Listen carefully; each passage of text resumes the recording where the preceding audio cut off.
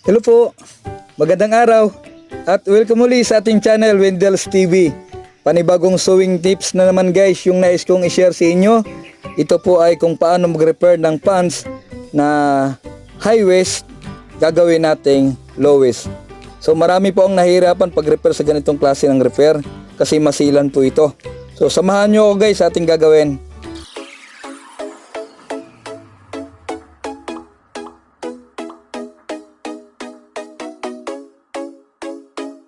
So ito po ay 12 inches po ang kanyang crotch, ang haba. Yan, nakita nyo, 12 inches. So ang gustong gawin ng may-ari ay gagawin lang 10.5. Yan. So sobra siya ng 1.5. So sulat natin 10.5. Okay, so masilan ang pag-repair ng ganito. Kaya samahan nyo ako sa ating gagawin para malaman nyo ang paraan, technique kung paano natin i-repair yung ganito. So mula dito sa crotch, yan. Hindi tayo pwedeng kumuha ng 1.5 dyan kasi magkakaroon ng problema yan. So pwede tayong kumuha dyan ng mga 3/4. Yan, pwede po yan dyan sa 3/4. So sulatan natin 3/4. Tapos yung 3/4 ay doon naman natin kukunin sa taas. So pag ganyan ang ating ginawa ay hindi masisira yung ating crotch. So magiging maganda pa rin ang hubog ng ating pondya. Yan, 3/4 sa taas, 3/4 sa baba. Yan, at sulat na rin natin, bawasan natin yung kanyang legs. Gawin lang natin itong 23. Dito naman ay 8.4. Dito naman sa baba niya ay 6.5. Yan, sulat lang po natin yan para hindi lang natin makalimutan. Tapos yung ang length nito ay 35.5. At ang una natin gagawin ay kalasin natin yung kanyang loops. Yung sa babang loops lang po. Yung sa nakakabit sa waistband ay huwag nyong kakalasin. Pero bago yan ay guhitan muna natin to dito. Mula doon sa 3/4, dire-diretso lang po natin. Yan, hanggang doon yan sa likod. Pero mag-ingat po kayo sa bandang likod. Hindi po pwedeng maging malapit yan sa kanyang cover. So konting bawas lang po dyan. Yan, konti lang. Okay, at kalasin na natin yung kanyang loops.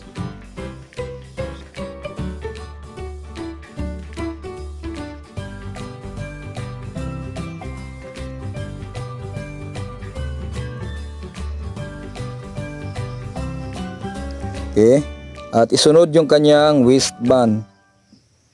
Mag-ingat sa pagkalas ng waistband, baka mapunit nyo yung kanyang tila.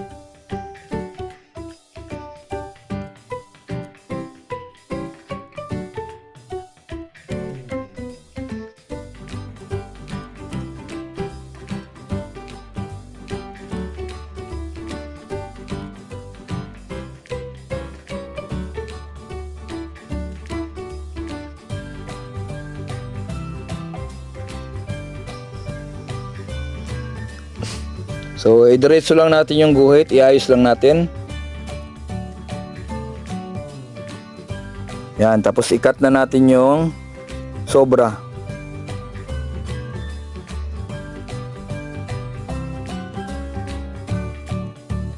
Yan. Yung waistband, ikabit natin yan mamaya.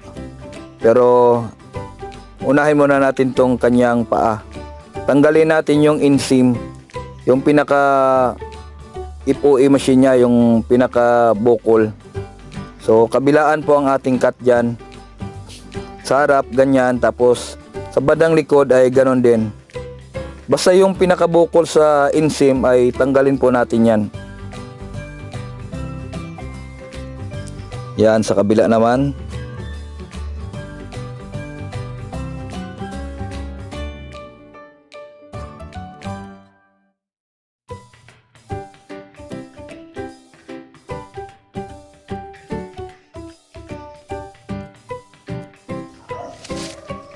Then connect muna natin yung kanyang waistband.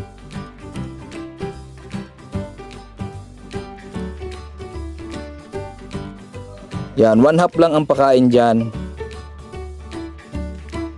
Yan, hilain nyo po yung ilalim para hindi po yan mag-twist sa ilalim. So hila ilalim, patulak naman yung ibabaw.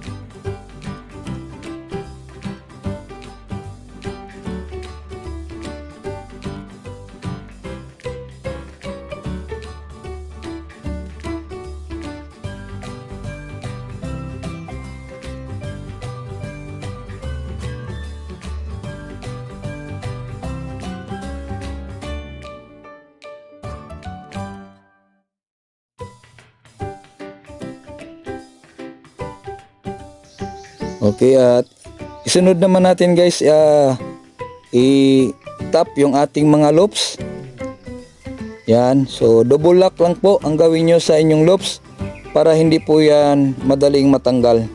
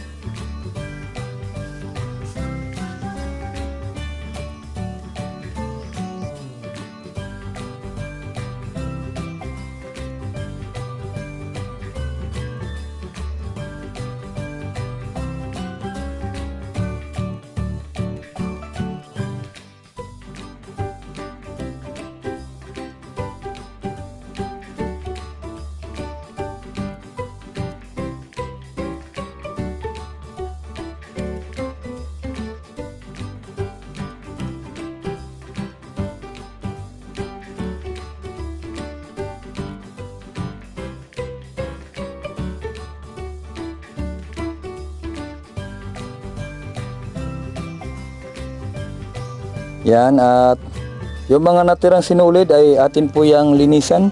Gupitin natin yan guys. Yan, para malinis yung ating gawa. Okay, at isunod natin yung kanyang crotch. Okay, at yung crotch ay mula sa waistband, guhit po tayo ng 10.5. Yan. At yan na yung i-connect natin doon sa crotch ng kanyang back. Yan, ibisting lang po natin yan dyan. Okay, at simulan natin sa baba. So, bisting lang po yung baba. Bisting lang po natin yan. Mamaya na po natin kuhaan ng ano yan, ng lapad ng kanyang hita, tuhod at kanyang laylayan. So, binisting ko lang po yan para pag nagbawas tayo, nagsukat tayo ng kanyang lapad ng hita, tuhod at laylayan ay magiging maganda yung lapat. So sinadya ko po yan na ibisting.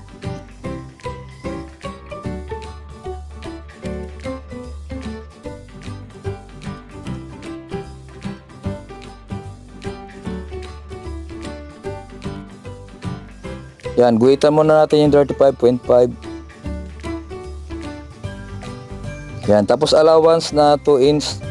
Double fold po yan. So, straight lang natin. So, pwede naman hindi kayo gumamit dyan ng roller. So, straight nyo lang. Okay, saka natin kuhain yung 6.5 na kanyang laylayan. Yan.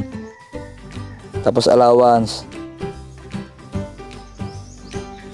Yan, tapos straight lang. Din sa kanyang tuhod ay 8.4.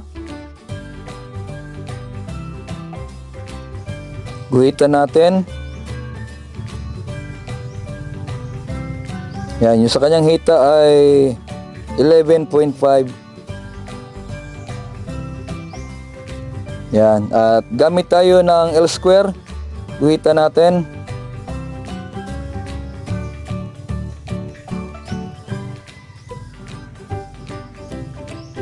Yan, din sa taas gamit tayo ng hip curve.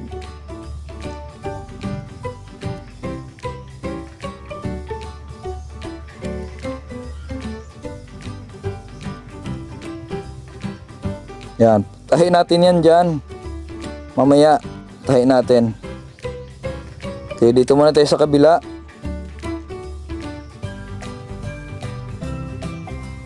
Okay, ang lapad ng kanyang hita ay 11.5. Guhitan lang natin yung 11.5.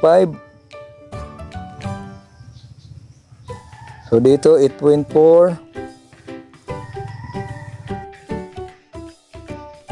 Sukatin muna natin yung length. Nakalimutan kong sukatin. So 35.5. Yan, allowance 2 inches. Okay, then straight natin sa roller.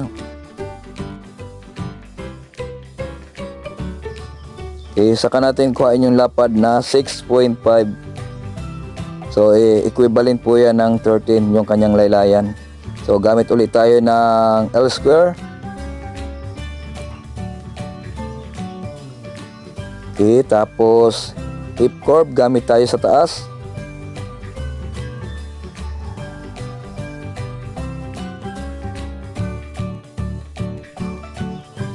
Yan, wag na muna natin gugupitan yan. Tatahian muna natin yan. So, double lock pag nagtahi po kayo nito.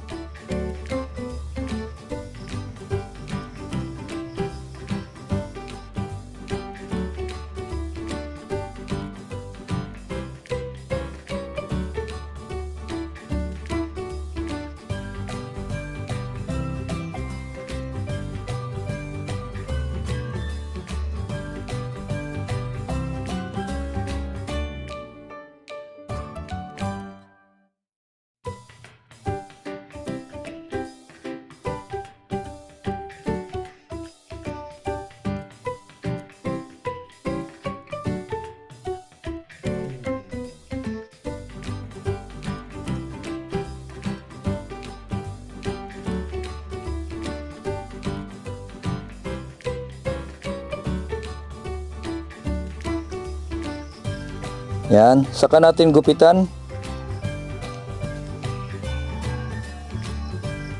Okay, 1/2 lang po ang allowance na ilagay dyan. Pwede ring 3/4, depende na po sa inyo.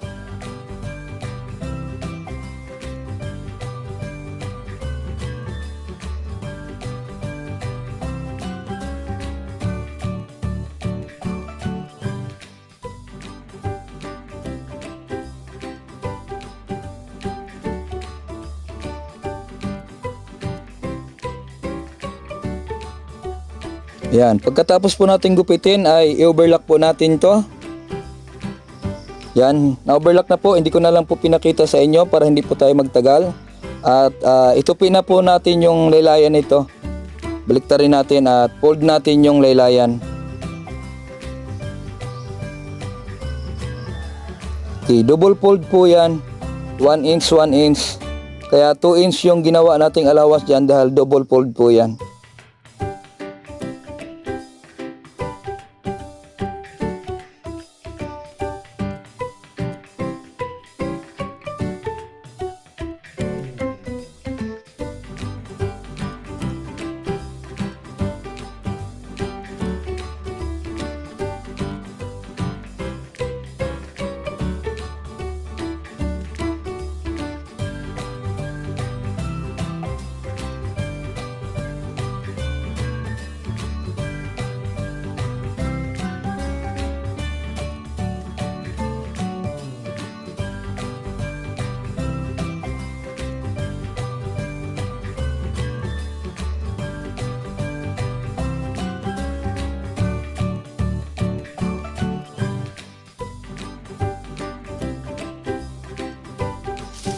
Yan, at tingnan nyo guys yung ating laylayan.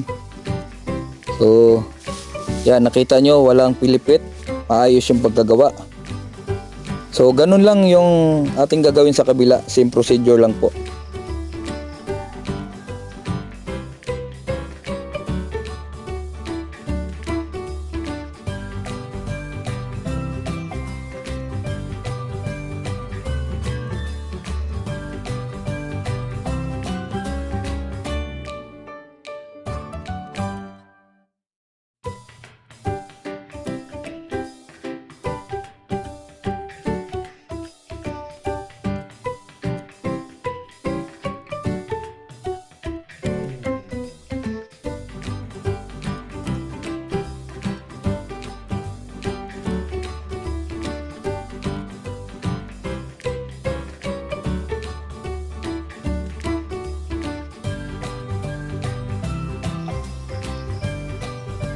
Yan, maganda yung lapat guys ng ating laylayan. Pagka inayos nyo po yung pagtupi dyan sa laylayan. Yan, wala po yung pilipit. So, dalhin natin to sa misa para mas makita natin yung ganda ng ating gawa. Yan.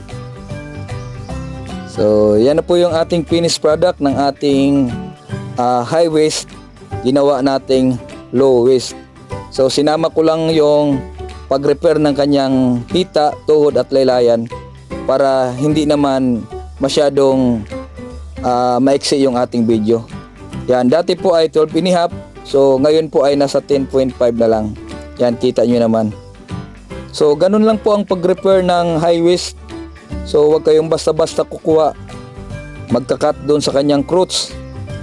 Dahil magkakaroon po kayo ng problema kapag malaki po ang binawas nyo sa bandang crotch. So, sana po yung video ito ay nakatulong po sa inyo. So, wag nyong kalimutan i-share ang ating video para kapulutan din po ng aral ng iba. So, maraming salamat guys sa patuloy na suporta, sa walang sawang suporta. At kita-kita na lang tayo sa susunod na pag-upload ng aking mga video. So, hanggang sa muli po, paalam po sa inyo. God bless.